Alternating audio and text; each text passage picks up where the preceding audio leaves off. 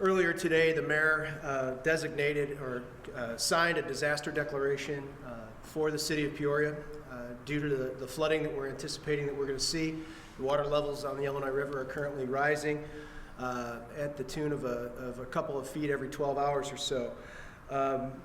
We are, at this point in time, with our concerns for the flooding, we have closed Water Street from Liberty south to the entrance to the parking deck at 401 Water Street. So we've closed that street, Water Street, down for a block and a half. We are putting Jersey barriers in the street. We're going to then try and put some plastic over those Jersey barriers and then sandbag it in an effort to protect the flood. That street will be open for emergency vehicle access only. Beginning this evening around 6 p.m., all of the parking lots on the east side, on the riverfront side of the railroad tracks along the riverfront will be closed. So we will be closing those parking lots down. And then at 12 noon tomorrow, we will close Water Street from Liberty Street heading north to the Murray-Baker Bridge. This is in an effort in the Central Business District, in the riverfront, to try and address the flooding that we're anticipating.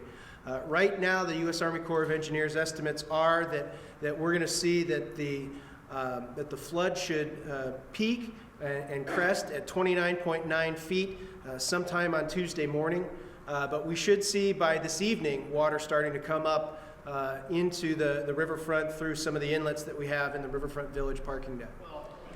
This map here, we're going to have these maps posted online for everyone, and we've got a number of these maps of the entire length of the city, and it just shows you the extent to which the waters will come through. Now, one caveat I have to make is that this area here around the museum has been elevated. They've built that up. So this is an old flood map.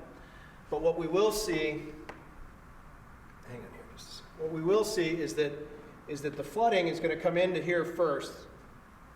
And that's the area that we're going to close down at 6 p.m. this evening. And then eventually what we'll do is we're going to close down Water Street through here. And in this stretch between Liberty and Harrison, right in through here, that stretch is closed already. A couple of things about the street closings on Water Street and in the downtown area that we want to talk about. We're doing everything that we can to keep most of the businesses open. The businesses on State Street, the post office, all of the businesses along State and along Walnut Street on Water Street will be open for business.